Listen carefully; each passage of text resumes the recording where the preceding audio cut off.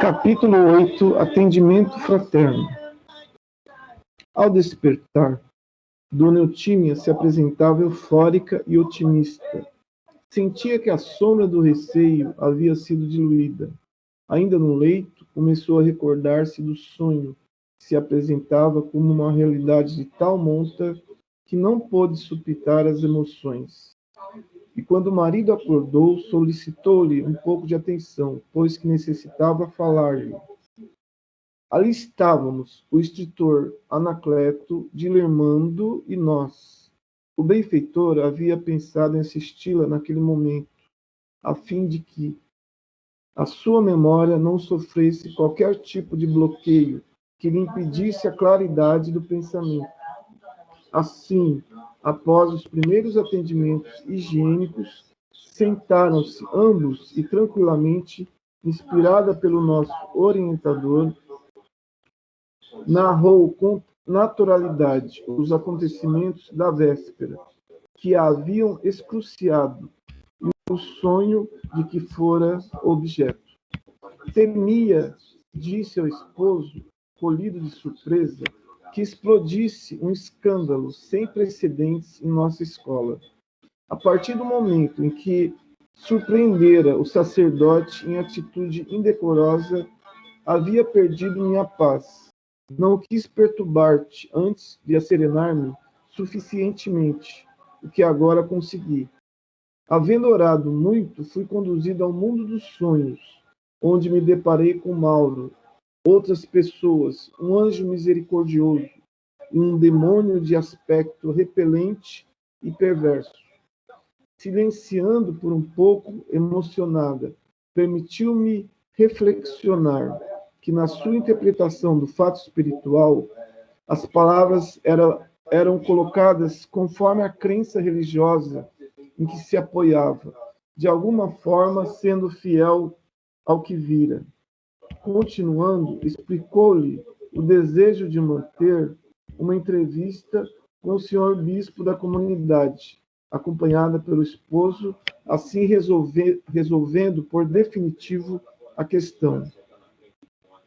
E desincumbindo-se do dever como lhe impunha a consciência pessoal, social e religiosa. O marido, que era homem probo e austero, passado o choque inicial em torno do acontecimento, anuiu de boa mente em acompanhá-la no próximo domingo, à residência episcopal, antes havendo assinalado uma entrevista com o respectivo senhor. Enquanto se preparavam para enfrentar o dia de trabalho, o irmão Anacleto nos convidou para fazermos uma visita a Mauro. Transladando-nos para a casa paroquial, encontramos o jovem desperto, absorto em profundo cismar. Recordava-se do acontecimento onírico com muita nitidez, mas sobressaltado pelos efeitos danosos dos seus atos, receava as consequências que deveriam advir dos mesmos. Resolvera não voltar ao educandário, ficando em casa, a fim de mais meditar e aguardar o que viesse a acontecer.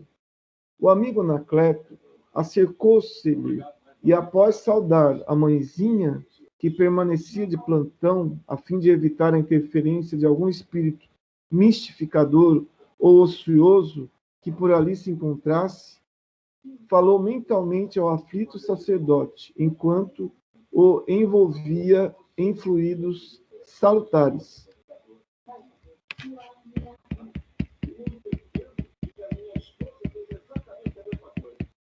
Recolhe-te em oração.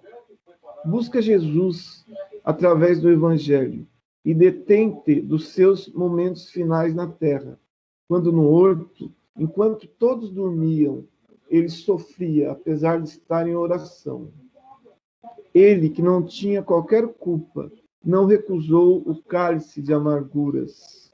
Assim não penses em fugir dos calamitosos efeitos dos teus desmandos, procurando mecanismos de justificação ou precipitando-te em abismos de sombras demoradas.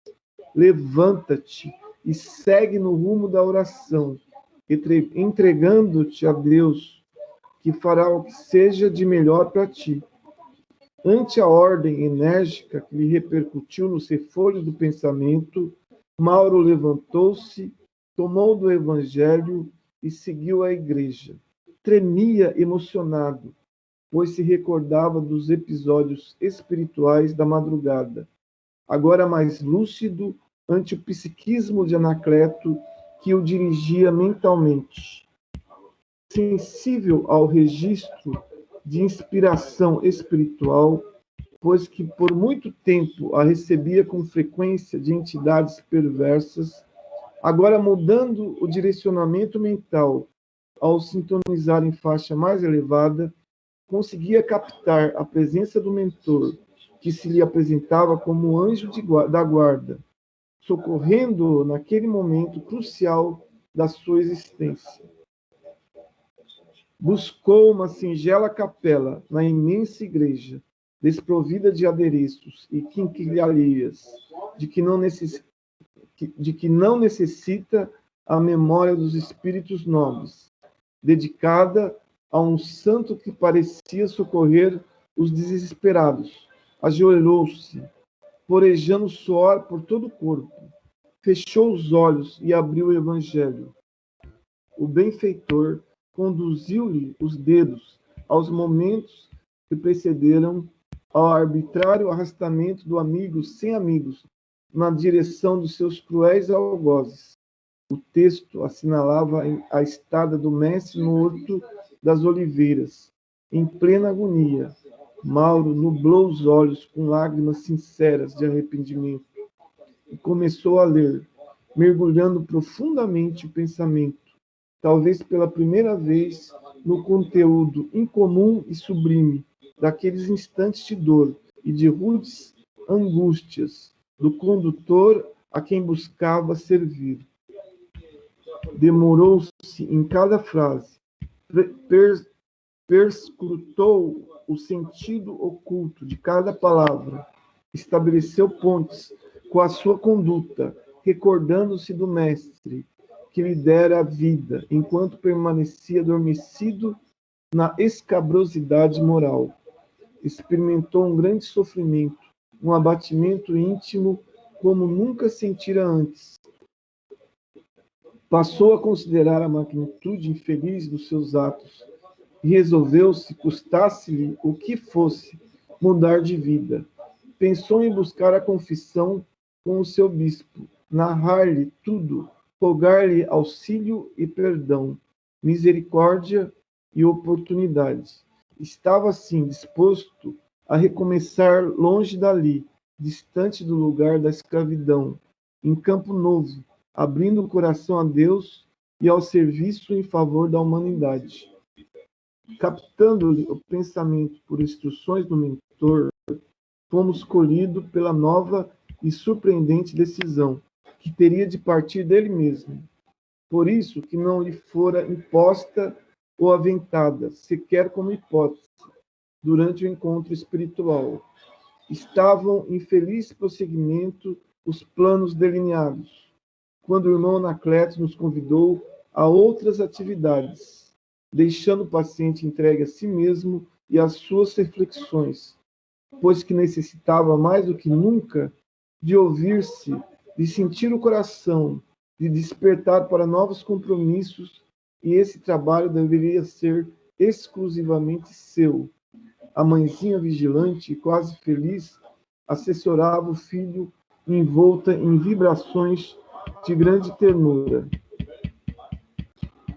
Simultaneamente, ocorreu-lhe pensar na situação do marido desditoso que lhe infelicitara o filho. É certo que, após muitos atritos que mantiveram no reduto doméstico, que se transformara em área de batalhas doridas, ele houvera abandonado a família e logo depois desencarnara, sem que ela houvesse tomado conhecimento da forma como sucedera o seu desenlace. Ao chegar ao mundo espiritual, tomando conhecimento das aflições do filho, passara a assisti-lo, buscando evitar que sucumbisse totalmente à ação do mal. Mas o companheiro indigno e doente só agora lhe voltara ao pensamento. Por onde andaria Heraldo, o indigitado esposo e genitor cruel? Pensou na circunstância em que se encontrava. Nesse momento, alongando o sentimento em favor da vera fraternidade que se estende envolvendo todos os seres, permitiu-se espraiar sua ternura e perdão em comovida oração em favor do revel, a fim de que fosse beneficiado quando a paisagem de sombras começava a adornar-se de peregrina luz. Ele também merecia misericórdia e compaixão. Fora o intermediário físico do filho, por ela muito amado. Era também criatura de Deus, portanto, credor de carinho e de amor. Assim, enquanto o filho viajava mentalmente na direção do mestre incorruptível, ela buscava o companheiro tresvariado que sucumbira ao peso das próprias arbitrariedades. O dia alargou-se, facultando-nos ampliar os compromissos que nos diziam respeito. A instituição onde nos albergávamos mantinha um vasto programa de assistência espiritual às criaturas, além da ação de caridade ali exercida sob vários aspectos, realizando concomitantemente um bem programado serviço de atendimento fraterno a quaisquer pessoas que se apresentassem com necessidades, buscando ajuda. O irmão Anacleto convidou-nos a acompanhar a faina dos obreiros devotados à caridade de iluminação, de consciências e de direcionamentos para o equilíbrio, para a saúde, para a recuperação da paz. A atividade reunia duas equipes, uma constituída por entidades generosas e trabalhadoras e a outra pelos companheiros que militavam na casa espírita. Haviam recebido treinamento espírita e psicológico e periodicamente eram reavaliados, reciclados, de modo que pudessem cooperar com bondade e discernimento doutrinário em favor dos muitos sofredores que buscavam orientação. Em ambos os planos de atividade, havia um responsável que se encarregava de orientar cada candidato, de forma que tudo transcorresse em harmonia e os resultados fossem os melhores anelados. As pessoas que desejavam orientação eram reunidas em uma sala ampla, na qual recebiam esclarecimento espiritual mediante a leitura e comentários de uma página espírita e recebiam passes coletivos. Posteriormente, aqueles que desejavam informações mais profundas eram levados a diversas salas, nas quais recebiam atendimento pessoal, discreto e carinhoso. O gentil instrutor sugeriu-nos acompanhar uma dama que chegara aturdida e apresentando um quadro obsessivo bem caracterizado. Havia participado da primeira parte do atendimento e agora deveria receber a orientação que buscava. Uma senhora de aspecto gentil, aureolada por nívea claridade que dela se desprendia, recebeu-a gentilmente, deixando-a à vontade para o cometimento. Percebi que, inspirando-a, encontrava-se uma entidade afável, que estava encarregada do mister do nosso lado da vida. Sem ocultar o desespero que lhe inquietava, a dama foi direto ao drama existencial, elucidando. Nada conheço sobre o espiritismo. Faz muito tempo que me afastei de Deus, já que a religião que esposava não fora capaz de iluminar-me interiormente, ensejando-me a paz que tanto busco.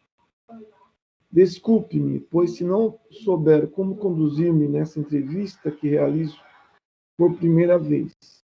A atendente fraterna sorriu, explicando-lhe: esteja à vontade, sem qualquer preocupação.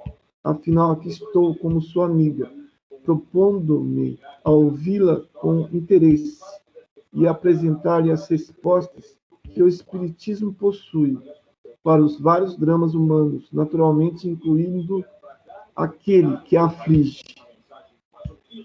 Ainda ofegante, resultado da constituição de que era vítima habitual do seu perseguidor desencarnado, que se lhe afastara quando da dissertação ouvida e dos passes coletivos que haviam sido aplicados, esclareceu. Minha vida tem sido um verdadeiro inferno, seja sob aspecto sentimental, econômico, social, com a saúde alquebrada, insônia e mil tormentos que me encarceram na revolta, tornando-me insuportável em casa, no trabalho e principalmente comigo mesma. Esses problemas alteraram completamente o meu comportamento. Fez uma pausa, tentando coordenar as ideias, e logo prosseguiu. Alguém que se diz médium informou-me que estou obsediada e sugeriu-me que aqui viesse a fim de conversar com o Sr. Ricardo, que é um grande vidente e me poderá auxiliar. Alongou-se em mais algumas explicações necessárias, sem qualquer fundamento, e perguntou o que deveria fazer. A senhora que atendia sorriu com bondade e passou-lhe a explicar-lhe. O nosso irmão Ricardo, ante a impossibilidade de atender a todos que lhe desejam falar, recebe somente aqueles casos mais graves. Após uma triagem que fazemos os atendentes fraternais. Acredito que o meu é um caso muito grave, não? Interrogou ansiosa. Sim, redarguiu a entrevistadora. Todos os problemas são sempre muito graves. Entretanto, uns existem com mais angústias e aflições, que requerem um atendimento especializado. Felizmente, estamos em condições de atendê-la, acalmando-a e diminuindo-lhe o impacto da informação que recebeu. É verdade que os espíritos maus estão comigo, conforme me disse a tal da médium, indagou com sofreguidão. Todos nós, esclareceu a gentil ouvinte, vivemos cercados pelos espíritos. Eles são os habitantes do mundo fora da matéria. Como você compreenderá, porque são as almas das criaturas que viveram na Terra, agora desvestidas da indumentária material. De acordo com os nossos pensamentos, atraímos aqueles que nos são semelhantes, ou sofremos os efeitos dos atos que praticamos na atual existência ou em outras que já tivemos. O espírito viaja através de várias experiências corporais, colhendo no atual as realizações boas ou inditosas que defluem da anterior, assim desenvolvendo os valores que lhe dormem internamente e avançando no rumo da felicidade. Novamente sorriu, fazendo uma pequena pausa, a fim de facultar o entendimento da consulente, logo dando curso à explicação. A reencarnação é o processo de evolução mais compatível com a justiça de Deus, que a todos nos criou simples e ignorantes, facultando o crescimento conforme o livre-arbítrio de cada um, na direção da plenitude que a todos nos aguarda. Não diria que a minha amiga e irmã é uma obsediada. De certo modo, todos o somos, porque momentos há em nossas vidas em que o desequilíbrio nos toma conta e atraímos espíritos ociosos, perversos, vingativos, dos quais não sabemos como libertar-nos. Há, porém, um método irrefragável para conseguirmos o êxito em qualquer situação, que é o da oração e vigilância, recomendado por Jesus para todos. Acredito, sim, que você vem agindo sob inspiração perturbadora, como é natural, face aos muitos problemas que relata. Mas isso não a deve afligir, porque se encontra onde poderá receber reforço de coragem e recursos para a libertação. Novamente silenciou, dando tempo mental para que a outra assimilasse as informações fornecidas. Mantendo-se serena e envolvendo a dama em vibração de simpatia e de paz, deu curso aos esclarecimentos. Sugiro-lhe que leia o Evangelho segundo o Espiritismo, de Allan Kardec, a fim de encontrar conforto moral e paciência para os enfrentamentos do cotidiano. A sua leitura lhe fará um grande bem, em razão dos esclarecimentos que lhe proporcionará e das diretrizes necessárias à sua paz interior e, portanto, a uma vida feliz. Igualmente, propondo-lhe a terapia bioenergética, isto é, os passes, como aconteceu há pouco, antes da nossa conversação, com o que se fortalecerá para as lutas e os desafios. Por fim, sendo-lhe possível, venha conhecer as nossas reuniões de palestras e estudos do Espiritismo, nas quais adquirirá conhecimento para libertar-se, não apenas dessa entidade que a aturde, como também para auxiliar outras pessoas que se encontram na mesma situação aflitiva. Inspirada pelo espírito lúcido que a assessorava, permaneceu jovial, respondendo a algumas outras indagações da senhora, que ali saiu renovada. Antes de ser atendida, o responsável pelo trabalho anotou-lhe o nome e o endereço, com o objetivo de colocá-la entre aqueles que se faziam beneficiados pelas vibrações habituais das reuniões especializadas. Face a essa providência, o mentor espiritual da atividade também anotou os dados da consulente e entregou-os a um membro da equipe de visitadores desencarnados, a fim de que oferecesse assistência conveniente à dama, conforme a sua receptividade ao que lhe fora informado. Fiquei sensibilizado com essa medida de auxílio, que passa despercebida a muitos trabalhadores da seara espírita. Observei que não fora necessário o interrogatório que resulta dos atavismos religiosos do passado, nas incoerentes confissões auriculares, agora sob disfarce de estatística para futuros resultados. Não havia ficha de identificação, na qual se anotassem os dramas das pessoas aflitas, desnudando-as aos olhos estranhos e deixando-lhes as confidências por escrito, para futuros estudos ou mesmo comentários, nem sempre felizes. Tudo era natural, conforme as disposições do pensamento espírita e respeita a vida interior das criaturas. Outro sim, dei-me conta que o atendente fraterno buscava mais ouvir que falar, orientando mediante a contribuição do espiritismo, evitando as próprias conclusões, e o que se convencionou denominar como achismo, mediante o qual se opina sem conhecimento de profundidade, a respeito de tudo, apoiado no que se acha, no que se pensa, no que se concluiu, nem sempre corretamente. Não pude demorar-me em maiores considerações, porque mais uma senhora fora encaminhada a outra atendente, esta, porém, jovem e aparentemente sem maior soma de experiências. A candidata ao atendimento apresentava-se mais perturbada do que aquela a que nos referimos anteriormente. Sentou-se inquieta e explicou: não sei por onde começar. Tal é a magnitude do meu drama. Faça-o conforme lhe parecer melhor, respondeu. Gentilmente, a jovem sem pressa, sem inquietação. Aqui estou para ouvi-la com paciência e simpatia.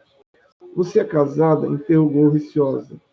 Ainda não, esclareceu com um sorriso. Mas isso não é importante. O que faz sentido é o conhecimento que tenho da alma humana, de alguns dos problemas que afligem as criaturas, em razão dos estudos espíritas que me tenho permitido, e também por ser psicóloga clínica.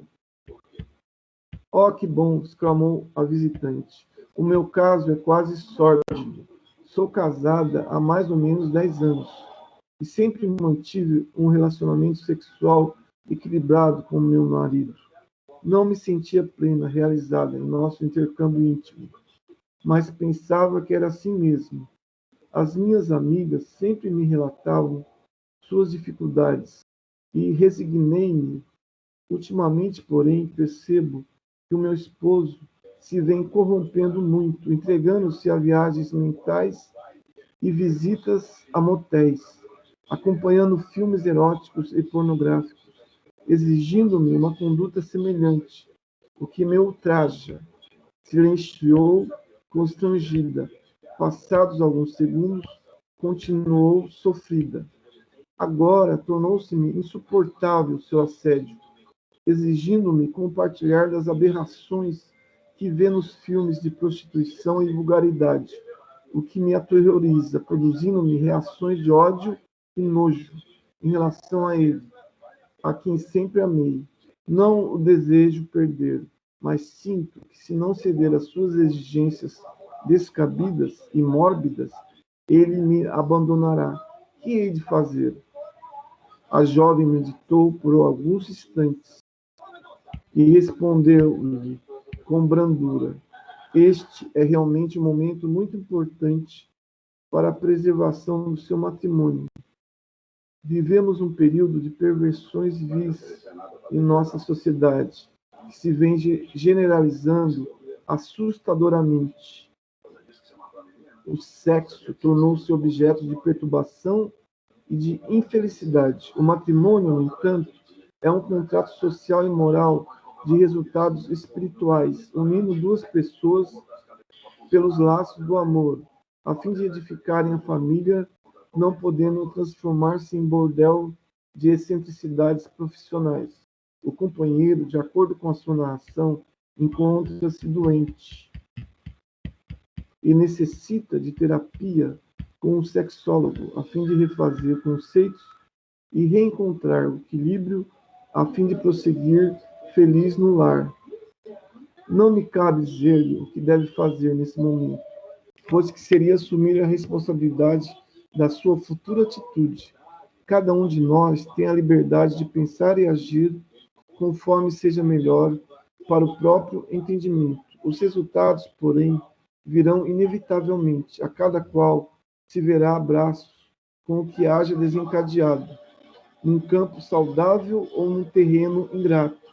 Não obstante, seria de bom alvitre que a amiga convidasse o esposo a uma conversação serena, explicando-lhe a questão conjugal sob o seu ponto de vista, informando-o sobre as suas reações e anseios, suas necessidades afetivas, que nada têm a ver com os comportamentos doentios ora em voga. Enquanto isso, indico-lhe a oração como recurso autoterapêutico, que a fortalecerá para resistir às inconvenientes e descabidas exigências, mantendo-se serena e amando o companheiro, momentaneamente desajustado. E se ele não concordar? Interrogou aflita. Ceder-lo-ei ou cederei? Mantendo a calma e a amabilidade, a jovem psicóloga respondeu: isso dependerá da sua estrutura emocional, dos seus valores morais, da sua constituição espiritual. Ninguém lhe poderá dizer o que pode fazer, o que fazer nessa situação delicada. Pense, amadureça reflexões e estude o Evangelho segundo o Espiritismo de Allan Kardec, que lhe propiciará a visão correta dos fatos e da vida.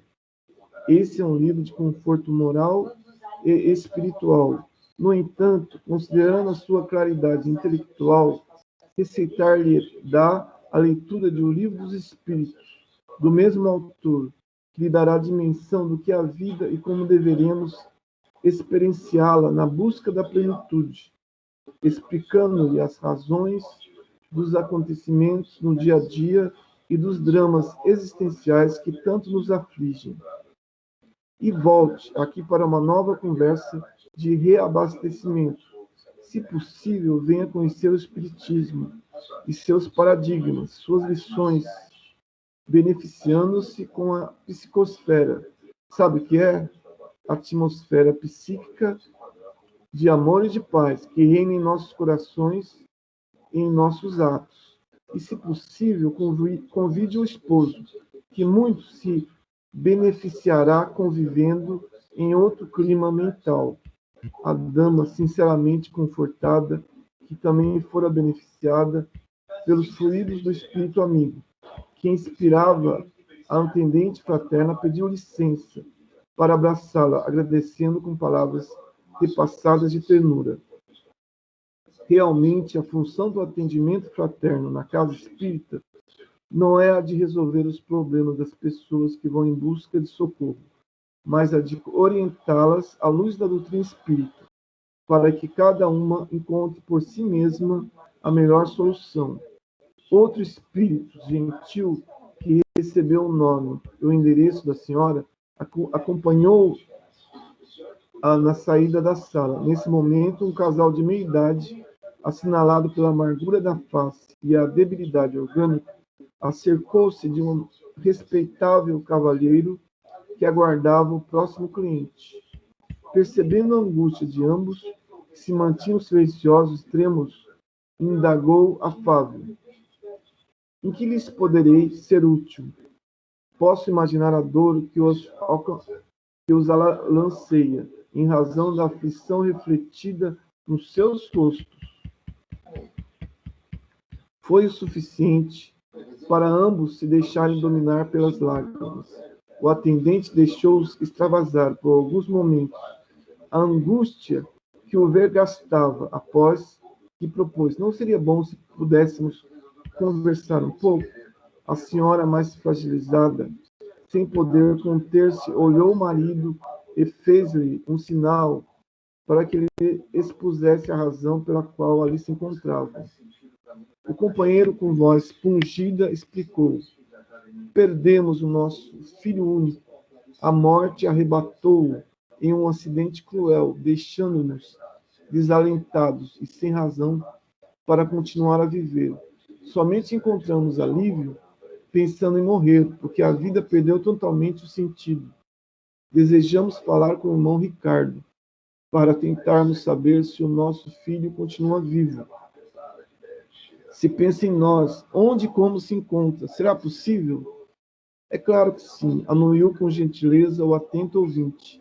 Antes, porém, permito-me informá-los que ninguém perde um ser querido quando arrebatado pela morte. A morte não é o fim da vida, antes é o começo de uma nova etapa da eternidade. Recordem-se de Jesus morrendo na cruz e da angústia de sua mãe. Logo após, no entanto, 3 dias ele de volta, ressurrecto e vivo, triunfante ao túmulo e afetuoso como sempre. Pensem nele e entreguem-lhe o Filho, que antes de lhes pertencer, o é também de Deus, o Pai de todos nós. Posso afiançar-lhes que ele está bem, caso o acidente de que foi vítima não haja sido resultado de imprudência ou desequilíbrio. Sempre quando ocorre algo dessa magnitude, estamos diante do efeito de algum ato muito grave, cuja causa está no ontem próximo, nessa existência, ou remoto em outra reencarnação. Desse modo, são felizes aqueles que retornam à pátria após cumprida a tarefa na Terra, seja qual for o mecanismo da desencarnação, conforme nós, os espíritas, denominamos a morte, que independeu do viajante espiritual querido. Depois de confortar por alguns minutos o casal sofrido, encaminhou ao atendimento especializado através do irmão Ricardo. Enquanto dialogavam, o espírito responsável pelo atendente aplicou-lhes em ambos energia refazente e calmante que os tranquilizou. As consultas tiveram seu curso normal, e eu não cabia em mim de contentamento. Ali estávamos, em um ambulatório de emergência espiritual, para atendimento aos sofredores e desafortunados da Terra, sem complexidades nem exigências descabidas, nos quais o amor, a vera fraternidade, a compaixão e a caridade davam-se as mãos em tentativas felizes de bem servir. O irmão Anacleto acercou-se-me, sorridente, e acentuou: quando o amor dirige os sentimentos e o pensamento, as ações inegavelmente são corretas e dignificadoras.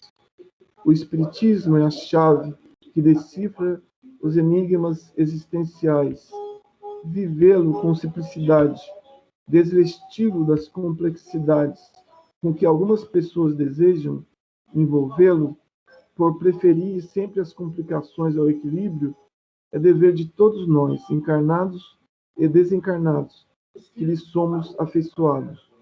Aguardaremos a noite, a fim de acompanharmos o atendimento do nosso Ricardo, que deverá receber as pessoas que lhe foram encaminhadas. Capítulo 9. Lutas